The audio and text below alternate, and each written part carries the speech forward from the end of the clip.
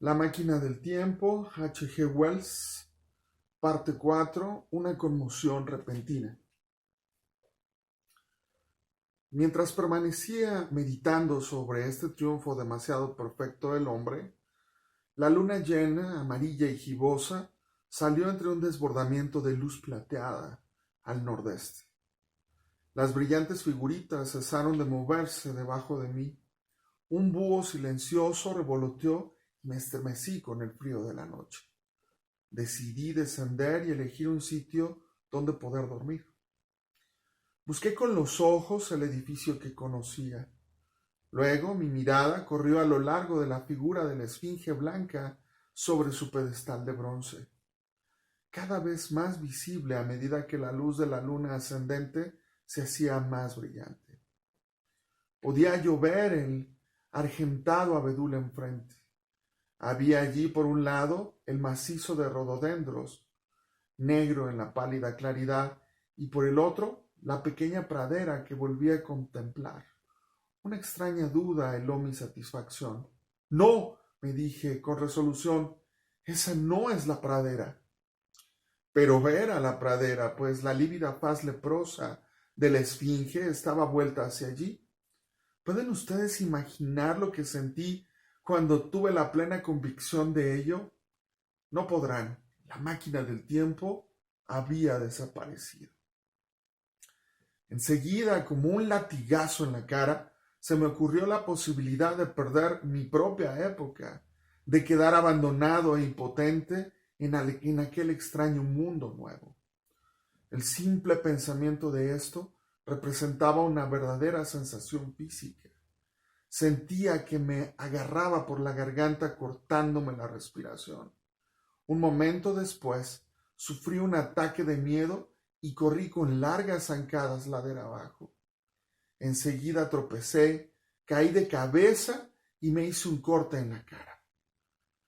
No perdí el tiempo en restañar la sangre, sino que salté de nuevo en pie y seguí corriendo mientras me escurría la sangre caliente por la mejilla y el mentón.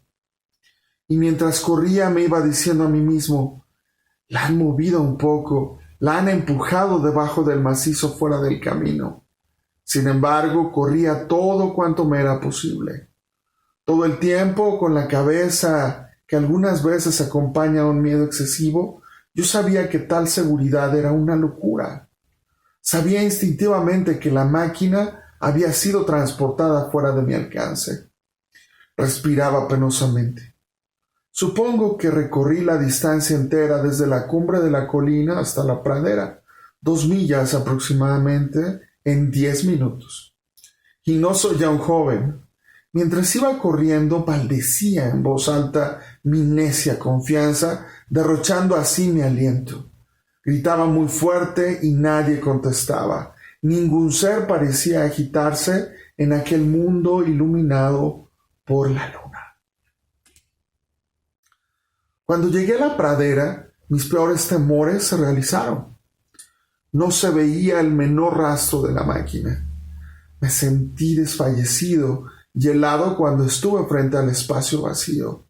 Entre la negra maraña de los arbustos, corrí furiosamente alrededor como si la máquina pudiera estar oculta en algún rincón y luego me detuve en seco, agarrándome el pelo con las manos por encima de mi por encima de mí la descollada esfinge sobre su pedestal de bronce, blanca, brillante, leprosa, bajo la luz de la luna que ascendía, parecía reírse, burlándose de mi congoja. Cuando llegué a la pradera, mis peores temores se realizaron. No se veía el menor rastro de la máquina. Me sentí desfallecido y helado cuando estuve frente al espacio vacío, entre la negra maraña de los arbustos. Corrí furiosamente alrededor como si la máquina pudiera estar oculta en algún rincón.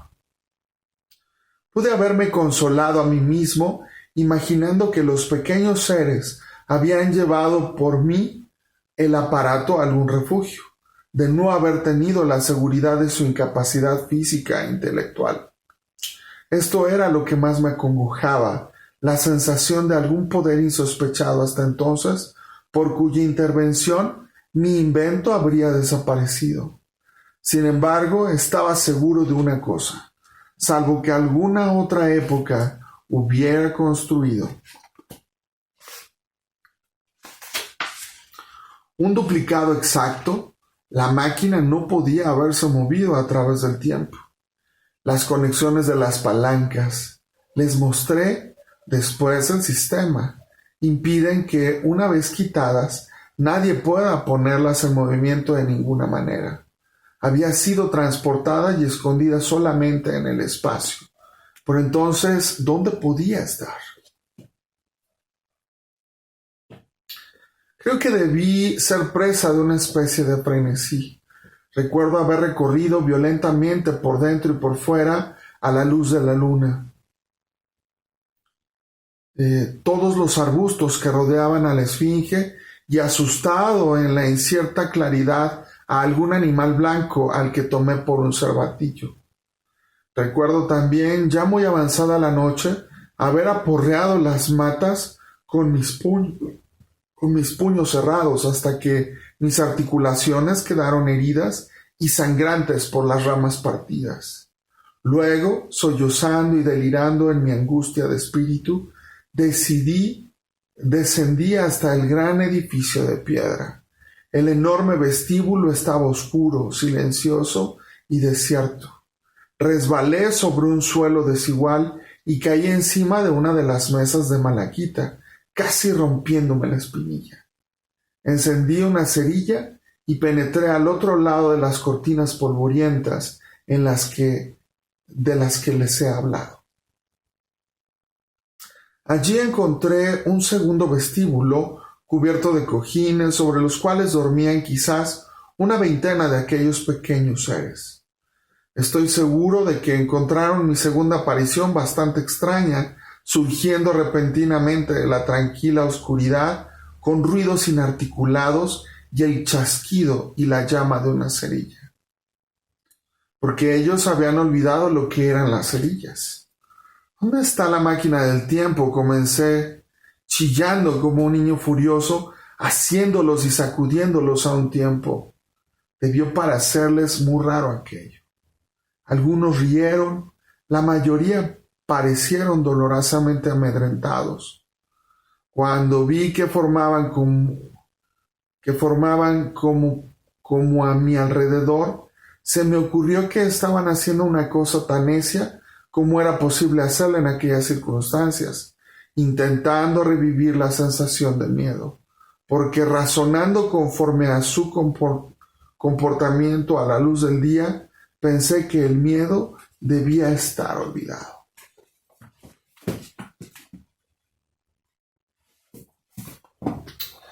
Básicamente, tiré la cerilla.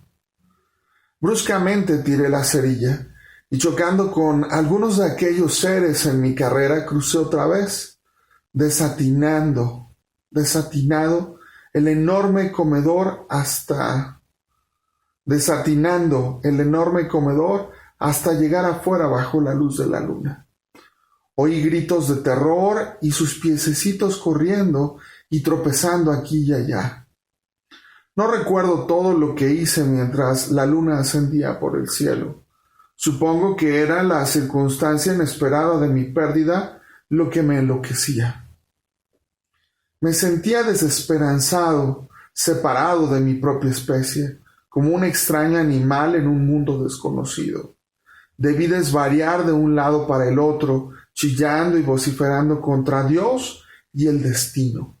Recuerdo que sentí una horrible fatiga mientras la larga noche de desesperación transcurría, que remiré en tal o cual sitio imposible, que anduve a tientas entre las ruinas iluminadas por la luna y que toqué extrañas criaturas en las negras sombras, y por último, que me tendí sobre la tierra junto a la esfinge, llorando por mi absoluta desdicha, pues hasta la cólera por haber cometido la locura de abandonar la máquina había desaparecido con mi fuerza.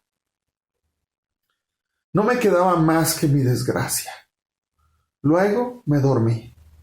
Cuando desperté otra vez era ya muy de día y una pareja de gorriones brincaba a mi alrededor sobre la hierba al alcance de mi mano. Me senté en el frescor de la mañana, intentando recordar cómo había llegado hasta allí y por qué experimentaba una tan profunda sensación de abandono y desesperación. Entonces las cosas se aclararon en mi mente con la clara razonable luz del día. Podía considerar frente a mis circunstancias. Me di cuenta de la grandísima locura cometida en mi frenesí de la noche anterior. Pude razonar conmigo mismo. Suponer lo peor, me dije. Suponer que la máquina está enteramente perdida, destruida quizás. Me importa estar tranquilo, ser paciente, aprender de modo, aprender...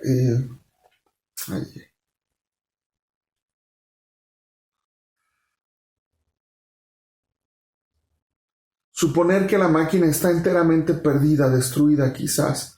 Me importa estar tranquilo, ser paciente, aprender el modo de ser de esta gente, adquirir una idea clara de cómo se ha perdido mi aparato y los medios de conseguir materiales y herramientas a fin de poder al final construir tal vez otro. Tenía que ser aquella mi única esperanza, una mísera esperanza tal vez, pero mejor que la desesperación, y después de todo, era aquel un mundo bello y curioso. Pero probablemente la máquina había sido tan solo sustraída. Aún así, debía yo mantenerme sereno, tener paciencia, buscar el sitio del escondite y recuperarla por la fuerza o con astucia. Y con esto me puse en pie rápidamente y miré a mi alrededor preguntándome dónde podría lavarme. Me sentía fatigado, entumecido y sucio a causa del viaje. El frescor de la mañana me hizo desear una frescura igual. Había agotado mi emoción. Realmente, buscando lo que necesitaba, me sentía asombrado de mi intensa excitación de la noche anterior. Examiné cuidadosamente el suelo de la praderita. Perdí un rato en futiles preguntas dirigidas lo mejor que pude a aquellas gentecillas que se acercaban. Todos fueron incapaces de comprender mis gestos. Algunos se mostraron simplemente estúpidos. Otros creyeron que era una chanza y se rieron en mis narices. Fue para mí la tarea más difícil del mundo impedir que mis manos cayesen sobre sus lindas caras rientes. Era un loco impulso, pero el demonio engendrado por el miedo y la cólera ciega estaba mal refrenado y aún ansioso de aprovecharse de mi perplejidad. La hierba me trajo un mejor consejo. Encontré unos surcos marcados en ella. Aproximadamente a mitad del camino, entré en el pedestal de la esfinge y las huellas de pasos de mis pies, a mi llegada. Había alrededor otras señales de traslación, con extrañas y estrechas huellas de pasos tales que las pude creer hechas por un perezoso. Esto dirigió mi atención más cerca del pedestal. Era como creo haber dicho, de bronce. No se trataba de un simple bloque, sino que estaba ambiciosamente adornado con paneles hondos a cada lado. Me acerqué a golpearlos. El pedestal era hueco. Examinando los paneles minuciosamente, observé que quedaba una abertura entre ellos y el marco. No había allí asas ni cerraduras, pero era posible que aquellos paneles, si eran puertas como yo suponía, se abriesen hacia adentro. Una cosa parecía clara a mi inteligencia. No necesité un gran esfuerzo mental para inferir que mi máquina del tiempo estaba dentro de aquel pedestal. pero cómo había llegado hasta allí era un problema diferente. Vi las cabezas de dos seres vestidos color naranja, entre las matas y bajo unos manzanos cubiertos de flores venir hacia mí. Me volví a ellos sonriendo y llamándoles por señas.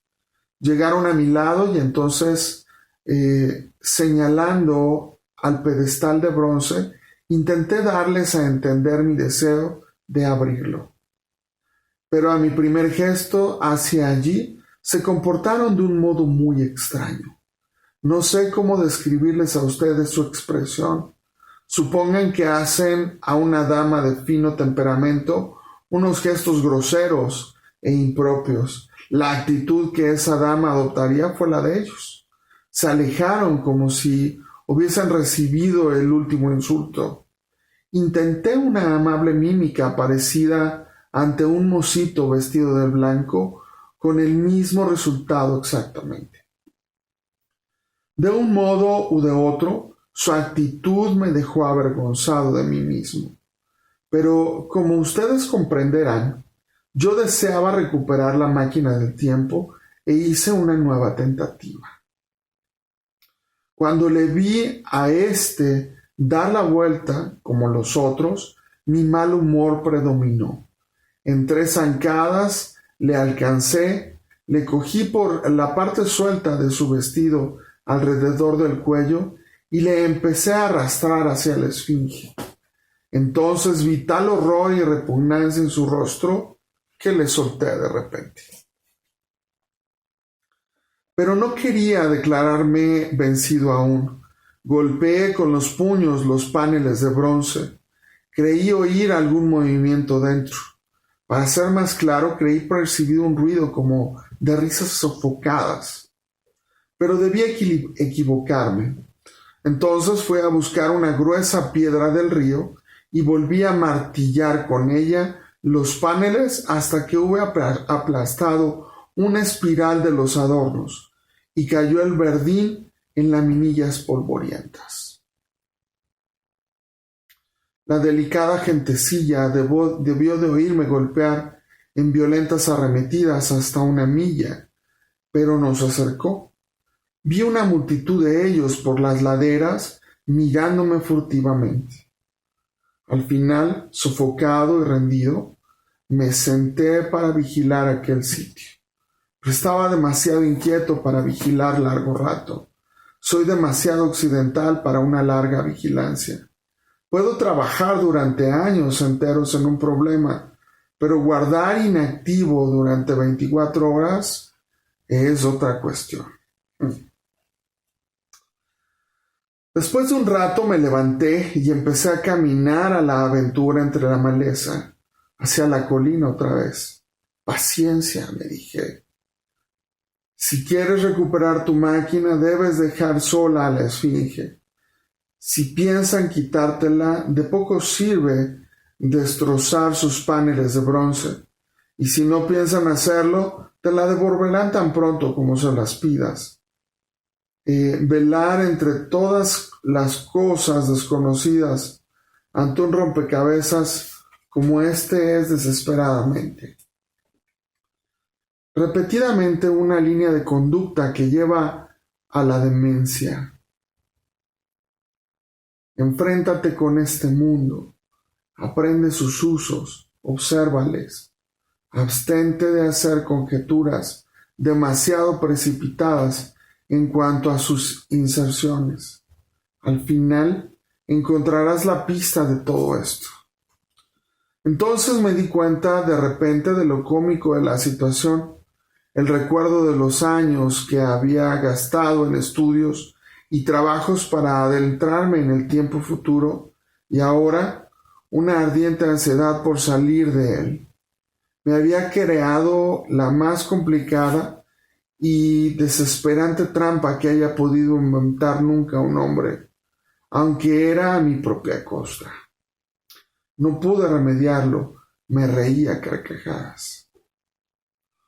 Cuando cruzaba el enorme palacio, me pareció que aquellas gentecillas me equivocaban. Podían ser figuraciones mías o algo relacionado con mis golpes en las puertas de bronce. Estaba, sin embargo, casi seguro de que me rehuían. Pese a lo cual,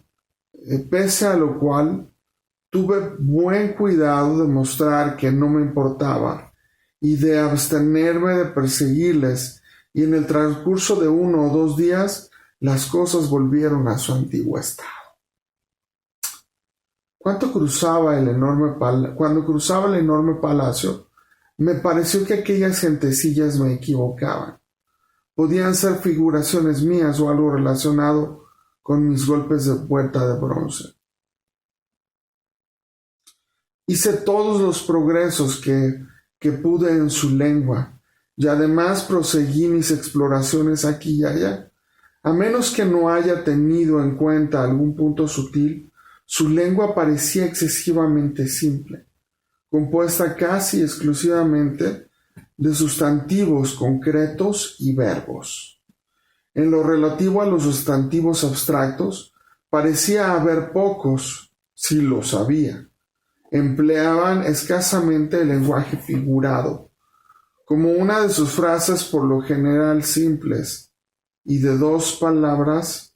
No pude darles a entender ni comprender del tiempo y del misterio de las puertas de bronce de la Esfinge hasta donde fuera posible. En un rincón de mi memoria, esperando que mi creciente conocimiento me llevase a ella por un camino natural.